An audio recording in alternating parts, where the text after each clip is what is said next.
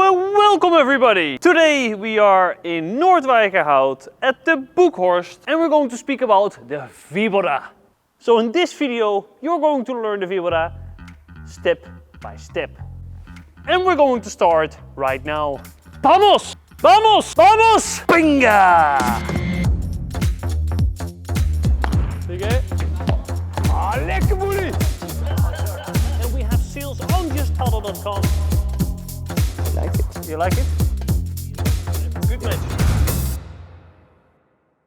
Step number 1 is choose the right ball.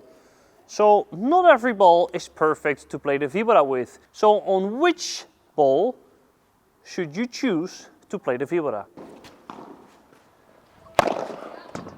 If my opponent is playing the lob and I am with my back against the fence, it's not ideal to play the Vibora. If I'm behind the line, it's also not good to play the Vibora. It's better to let the ball bounce. So you have to choose the right moment. If your opponent is playing a very high lob and the ball comes down really fast, playing a Vibora on that shot is more complicated. So then it will be better to play more like a flat gancho over the net. So you have to know when to play the Vibora. So on what lobs, on what position should you choose to play the Vibora? Well, if you are, I would say, if you play on the right side, I would recommend to play the Vibora if the ball comes here. When the ball is on your left shoulder, it will be better to play flat or that your partner gets the shot. So if you play on the left, it's more likely that you play the Vibora. I play a lot of Viboras from the left side because I can help my partner when the ball is on the backhand to interfere and to play the Vibora and to get back into my position.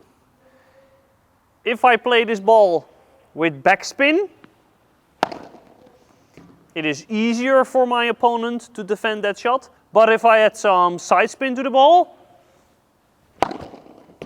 ball has a strange rebound. Forget the last one.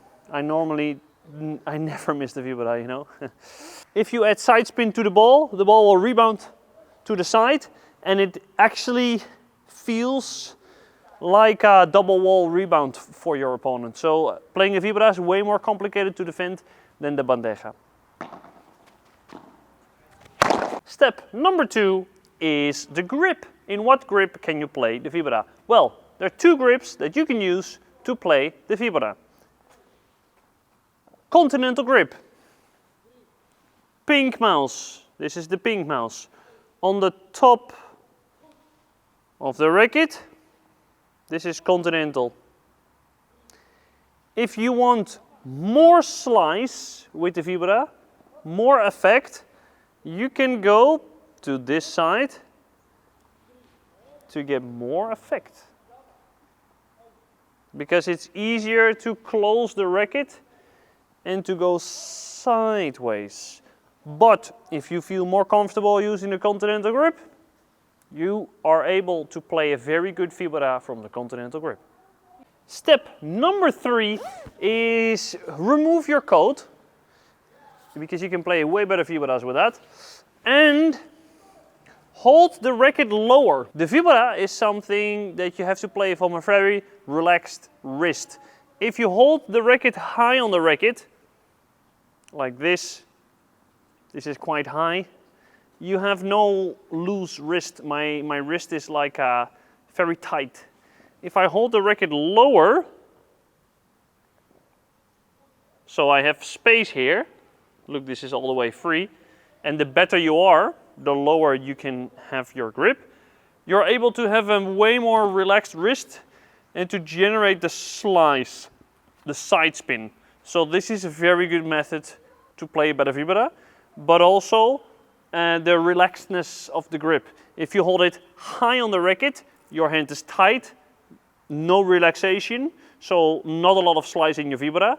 You will probably miss less, but if you hold it lower, you cannot really put pressure on the grip, so you play more relaxed and more slice, so you are going to get a master Vibora. But start okay, your normal grip, and then go lower and lower to lower, depending on how confident you are. Step number 4, racket behind your head. When the ball is coming and you're going to play the Vibora, try to do this. If you have your racket against your head, you have the Vibora preparation. If you feel like it's too risky, you can also do this. But what is important is that the racket is behind your head and not on this side of the universe. So if I'm playing my Vibora, my racket should be behind me, not on this side, because it's very difficult to have a lot of slice. As you can see, if my racket is already there, it's a lot of wrist action, you're going to make a mistake. If my racket is behind my head, I have time to go forwards and to play a very nice Vibora. Close the stance of your racket. So my racket should be in this side. So a little bit closed. A lot of people have the racket behind the head, but they're opening the face of the racket. So if I open it, it's behind my head, but it's open. The ball never comes down, you hit the glass. This is why you're hitting the glass. So if you know you're hitting the glass, close the racket a little bit more, like you're playing the rouleau or kick smash, and then from there, play the Vibora. Tip number 5, use your left hand to rotate your body. If you want a good Vibora, you need to rotate your upper body a lot, and the left hand will help you to rotate your upper body. So if your left hand is in front, it kind of looks more like a bandeja. So this is why you might not be able to play with side spin. If you have your left hand more towards where you actually want to hit the ball, so on this side, I have more effect because my body is already rotating and getting through the ball with the rotation. This will add a lot of extra effect into your Vibora. The next step, your right foot behind your left foot. If you want to play a smash, you will probably be in this position because then you have a great smash. If you want to have a good Vibora, you want your right foot behind. Oh, sorry. You want your right foot behind the left foot. So it's more cross chords. Because then you have the upper body rotation and the rotation of the feet. So instead of doing your right foot back or even maybe in this way, you cannot really rotate. It's really hard because then you have to do a lot of upper body rotation. You're gonna make a mistake. This is for the smash and this is for the Vibora. And then you can choose to go sideways, but your left foot remains closer to the fence. So it's always there, and you can also overstep, but the right foot is always slightly closer to your fence than your left foot, because then you have this line, and that will help you, and that will help you, and that will help you to play a great Vibora. Tip number 7, cross over or sideways. So if you always go sideways, you will be more accurate, but you will be slower because it's not as fast as crossing over. So if the ball is coming with a faster lob, I would recommend to do the right step back, but then cross over with the left foot, because it's it's a lot faster than with the, look at the difference. Okay?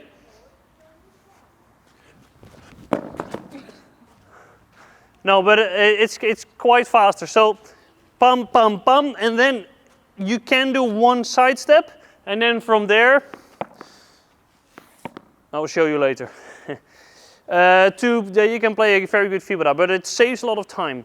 So training this stepping over thing is very important. So the ball's coming, bum, bum, bum. Bingo. Tip number 8, and that's move like an archer. So if you move back, this is the preparation, and you have to remain here. And it's like you're shooting your bow straight, not upwards. And what a lot of people tend to do, that's why I'm highlighting this, is they have an amazing Vibora if they are on their spot. The coach feeds the ball is coming, bang, boom, amazing. Then we're getting into the match and everybody's going to be like, the ball comes up. So what is important is that when you move backwards, is this remains horizontal. And from this position, I can play a very good Vibora. But the moment my elbow is dropping, I'm going to play the ball upwards. The ball will have a high rebound and my opponents can counter-attack. They play on my feet or they win the point. So remain like an archer and imagine you're shooting straight. Tip number 9 is hit the ball as far to your side as you possibly can. So what many players tend to do, this is the most common mistake next to the previous one, is they're hitting the Vibora here. So then the ball comes up a lot, if you can see. So in order to keep the Vibora down, you have to learn to move away from the ball. So if you move, you shouldn't go back, but you should. So this is why you need time to play the Vibora. You need to move away from the ball. So your footwork needs to go backwards and towards your fence. And then, if you can, hit the ball all the way there. So as far to your right as possible. Because then you're able to play a very low ball. And this is what pressures your opponent. It's not the speed, it's the effect in combination with how low you can keep the ball. And this is the next step, and this is what defines the Vibora, is that you need to create side spin. And in order to create side spin, you need to hit the right ear of the ball. So imagine my head is the ball. You need to hit my right ear in order to get slice. So what many people tend to do is they're hitting the back of the ball, but then they're going from high to low, or they end up hitting the right bum of the ball, and the ball has top slice. So the ball has slice, but it goes up. This is also not what you want. So if the ball is a clock, and this is 12 o'clock, this is 6, I would recommend to hit it at 2 o'clock. So slightly above the ball, but also on the side. Because if you do it like that, you can bring the ball down and you can rotate the ball sideways. Step 11 is contact point. How high are you going to hit the ball? And this is very controversial because everybody has a different opinion. No, you need to hit there. Yeah, okay, everybody's wrong. Because you have to hit the ball based on where you are positioned on the court. If I am playing the Vibora from this position, I can hit the ball lower. So I can hit the ball shoulder height because it's not so risky. I'm very close to the net. If I am hitting the ball from the service line, I might want to hit higher than my head because then I have time to get closer. And if I hit the ball higher, it's more safe. So I need to make sure that if I hit high, I also hit slower. Because if I have a high contact point, but I slow down, it's a very good Vibora. The ball stays behind the line. So it all depends on how high, it all depends on where I am positioned on the court. The further you are, the higher you should hit. The closer you are, the lower you can hit. Step number 12 is the follow through. So what you have to do is to have a very long follow through. If you have a long follow through, it means that your technique is relaxed. So if you follow through and you stop here, your technique is not relaxed. You are going to hurt yourself because it's not good for your arm to do that.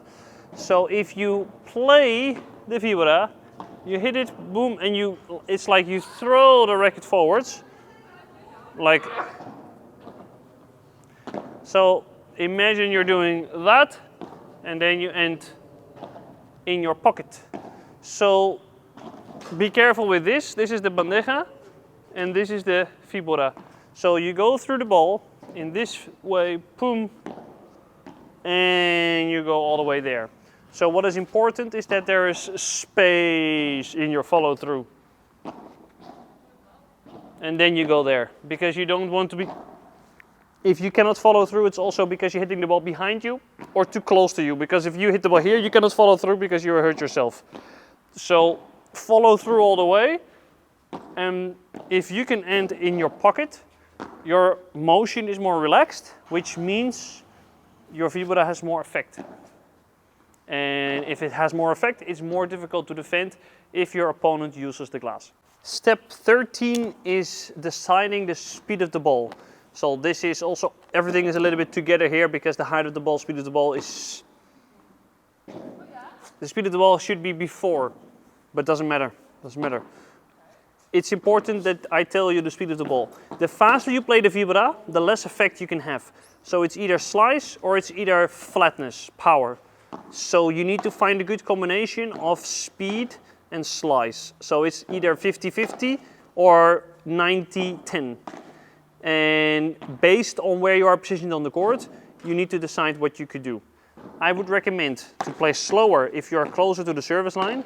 So if I'm close to the service line, I want to play slower with a lot of effect, because then I have time to recover the net position. If I am at the right position, so I'm already at the second post, I can play faster, because after my Vibora, I don't need to go anywhere. I'm already in a good position. So play faster when you're closer to the net, play slower when you're further away from the net. Last tip, last step, number 14, recover. So you have to understand that if I'm playing a Vibora from the service line, I have to get back to the net to recover. If you play your Vibora straight, you have to get closer to the net. You have to get all the way to the first post. So if I play, I need to go all the way here. So my recovery process is way, way longer. If I play my Vibora cross courts, back wall, side wall, which is the trajectory that I would recommend to you, because you have less chance of making a mistake. Cross courts, back wall to the side wall, because then I have more time to recover. If I play to the side wall first or to the fence, they can play the backhand and kill me cross courts. So that's also more complicated to cover the court with. So if you are just starting out with the Vibora, play nearly every single shot on the middle foot. So if I'm playing on the left side, my right foot, and if I play on the right side, my left foot of the defender, so back wall, side wall, you have more time, the angle is longer, you will make way less mistakes, and you are getting more confident in your Vibora. And if your confidence level goes up, you can try to go to the side wall or to the middle or straight to find your next Vibora. But first, master the cross-court Vibora. Should you play a bandeja or the Vibora, I would recommend to try both and find the shot that is more natural to you. Some of the tennis players have a very good slice serve in tennis. It's easier to learn the Vibora because it's closer to a shot that you normally already did than to a bandeja. If you have one shot that you never miss, it's better than having two okay shots, like an okay Vibora and an okay bandeja. So this is how I want to close off. If you want to see more step-by-step tutorials, let me know down below. If this is helpful, also don't forget to subscribe because we need to get, we reached 50,000 thanks to you, but we want to get to 100,000 subscribers. So see you in the next Monday episode. Hasta luego. Ciao. Adios.